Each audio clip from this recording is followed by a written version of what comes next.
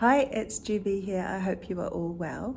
This is the week 3 part of this series on experimental filmmaking, and we are talking about slow motion and time-lapse and how they can be used in experimental film. I'm going to do something a little bit different today. I'm not just going to do this sort of sit-down chat. It's going to be more vlog style. I'm at home right now. I'm just heading into the creative space. So I'm going to take you along with me, and yeah, also please subscribe if you do like anything creative and talking about experimental film and other types of creative things.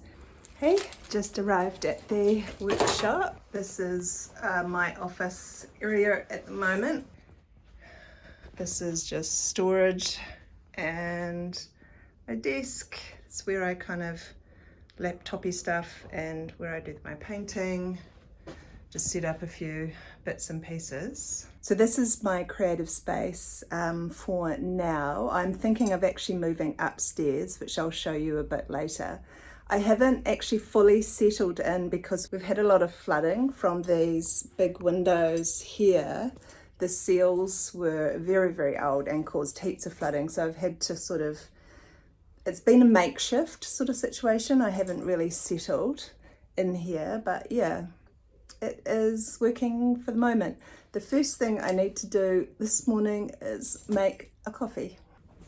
I seriously have just sat down to have this big chat about experimental film, and the wind is just going crazy. I knew it was going to be gusty today, but I just didn't know it was going to be this gusty. And every time I start talking about slow motion, and the wind just like takes over and shakes. So I've been sitting here for like 10 minutes trying to actually talk to the camera about these things, and I'm just like, no, I'm getting frustrated.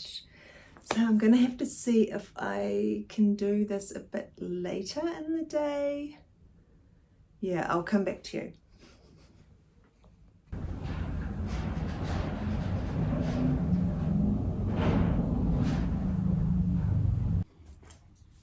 Okay, I'm going to try this again. The wind has died down. It has been really rainy and stormy, but I think there might be a little bit of a gap since I was last waiting for the wind. It was this morning, but it's now late in the afternoon, and I have been painting for most of this day. First, I just want to say I've got 2 experimental filmmaking workshops coming up. One is in Tamaki. It's on the 1st and 2nd of November. The Saturday on the 1st is actually online, but on the 2nd day you do have to be in Tamaki in Auckland, and it's at Room Gallery on the Sunday. The other experimental workshop is a 6-week online course. It starts on the 8th of November and goes until the 13th of December. All of the information of those workshops is actually on my Instagram. I'll link everything down in the comment section below, so if you want to learn more, you can go to my Instagram and find out all the details there. So this week I want to talk about slow motion and time-lapse. Slow motion exaggerates detail. For example, a droplet of water that we've all seen going extremely slow. It feels like it's hovering in the air.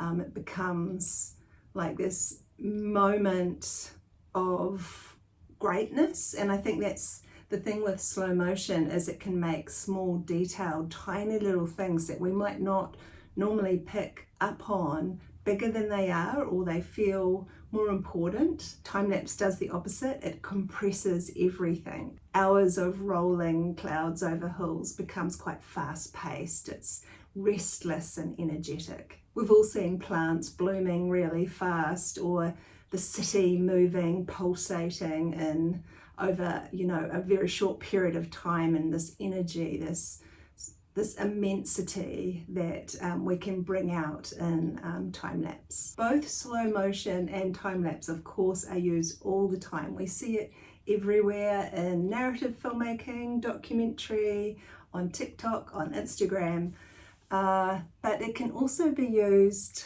in very interesting ways for experimental film. The interesting part about speed is that it's not just changing time, it's actually changing how we emotionally react to the image. Slowing down an image can feel very dramatic, almost sacred, while time-lapse gives us that energy, that kinetic feeling of the pulsating of life. Usually, I guess in narrative film, both slow motion and time-lapse are used quite sparingly and just in dedicated moments specific to a particular reason. But for experimental film, they can actually be the topic itself or the subject itself. You could have an entire film that's in slow motion or an entire film that's in time-lapse. For example, if you linger on something using slow motion, it does after a while become very alien to the viewer. And also time-lapse, if it's used in an extended period,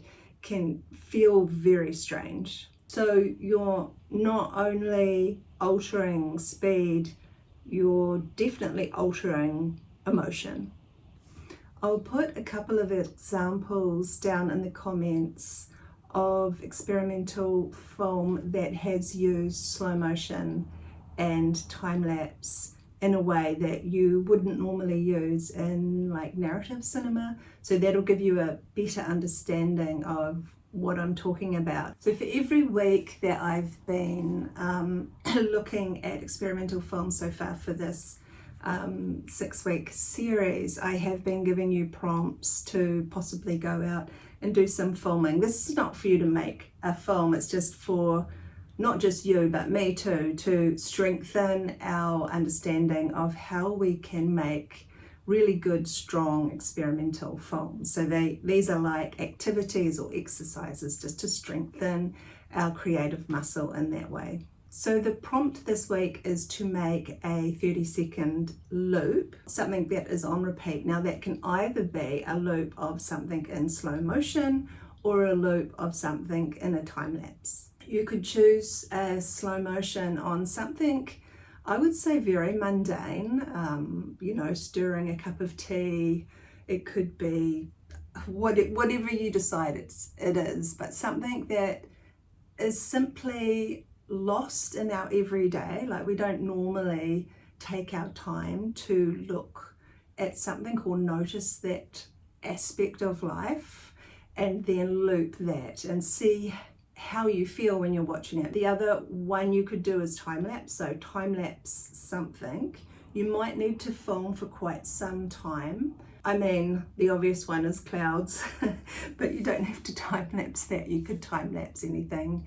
Wind and trees, traffic, people walking on a busy road or street, just you in your kitchen baking or cooking something, and then reduce that into 30 seconds and then have that on a loop. But play, see what you make of the exercises, see how you feel viewing them, and again, maybe ask someone else to view them and get their opinion of how they are feeling about it. Not so much technically, like if it looks really good or not. It's more about what emotion it is creating for the viewer. So using techniques for speed, it's not about the technique itself, it's about perception. Through these techniques you can bend time and you can bend emotion. You can remind the audience that the filmmaking isn't about capturing reality, it's more about reshaping reality. That's the thing, isn't it? I mean, film doesn't just capture time, it reshapes our time. It transforms it. I think this is with any genre too. It's not just experimental film. Film transforms time and space and it reshapes things and remolds. And I think the beautiful thing about experimental filmmaking is you can sort of push that right to the edge. So play with speed, see how you can make something feel different emotionally, and let me know how you got on. Also subscribe if you want to hear more about experimental filmmaking and other creative goodness coming up. And check out my courses. I'll link everything below. That's it. Thank you for watching. Bye.